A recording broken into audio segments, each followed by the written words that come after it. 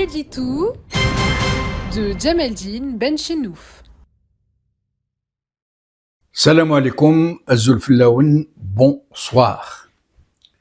Quelques petites questions pour vous que je me permets de vous poser pour essayer d'être tous ensemble au même diapason de la perception, de l'appréhension de certains phénomènes dans lesquels nous baignons jusqu'au cou, qui influent de façon tragique sur nos vies, sur celles de toute notre société et jusqu'aux plis profonds dans lesquels a sombré notre conscience collective.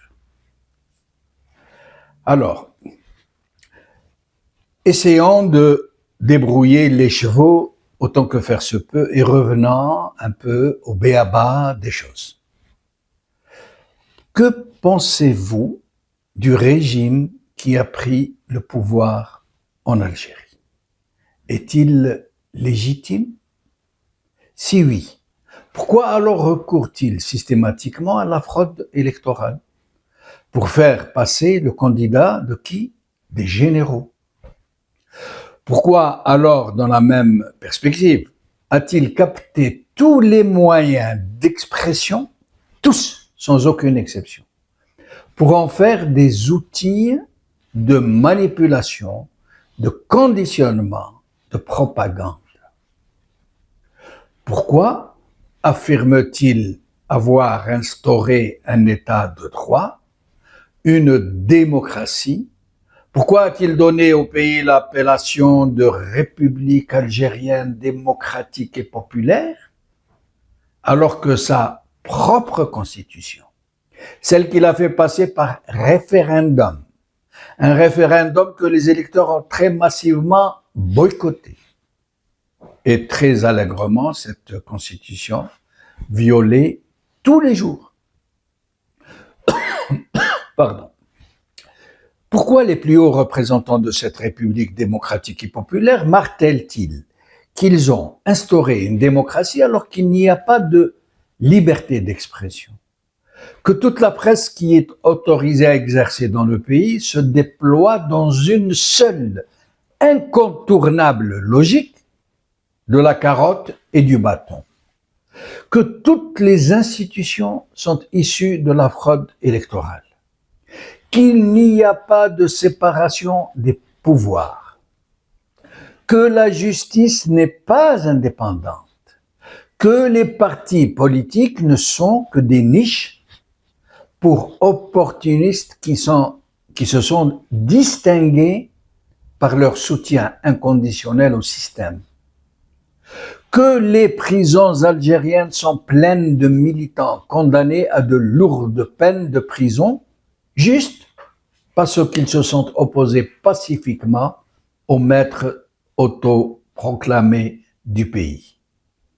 Que c'est l'armée, ou plutôt la junte qui commande à l'armée, et à tout le pays par ailleurs, qui s'octroie un budget faramineux, presque le tiers du budget national, sans que quiconque, personne, ne soit autorisé à en contrôler les dépenses.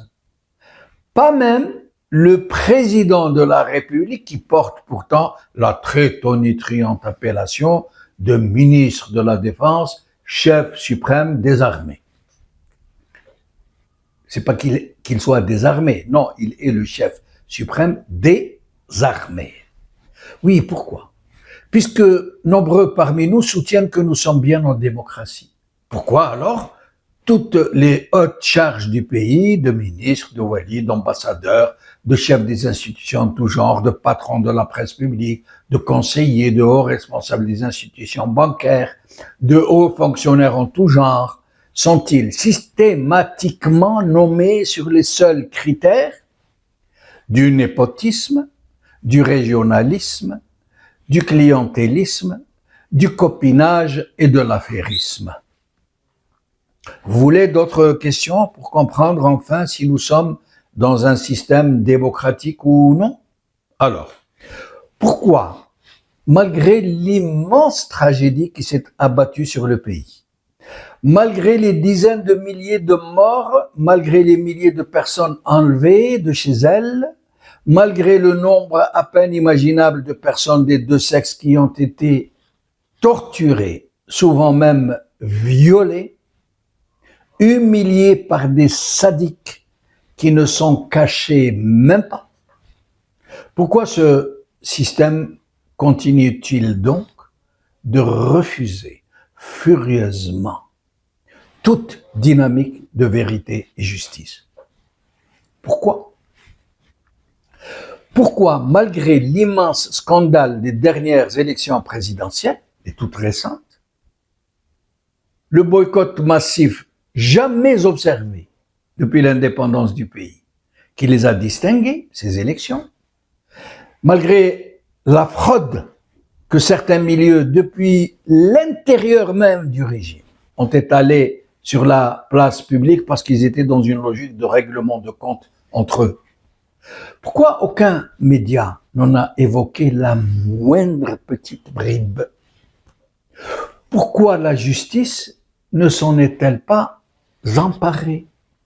Pourquoi tout a été entrepris pour étouffer l'affaire, pendant que les uns et les autres, en ce moment même, au sein du même système, sont-ils en train de négocier entre eux et à huis clos une recomposition du champ dit politique pour une redistribution rééquilibrée des privilèges et des espaces du pouvoir? Pourquoi? Nous pourrions ainsi nous poser une infinité d'autres questions du même cru, pour tenter de cerner la réalité de ce régime. Mais il y en a une en particulier qui est réellement très sérieuse, encore plus grave que toutes les outrances rassemblées de ce régime. Pourquoi? Pardon.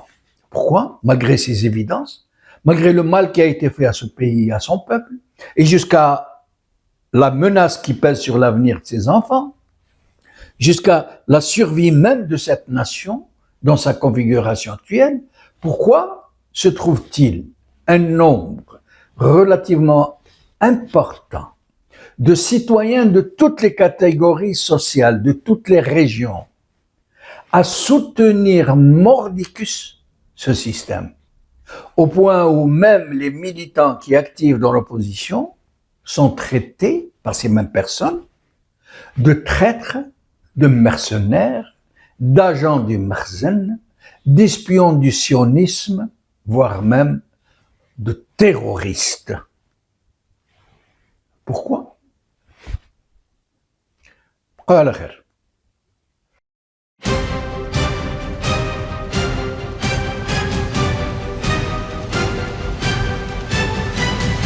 L'édito de Djemeldine Benchenouf.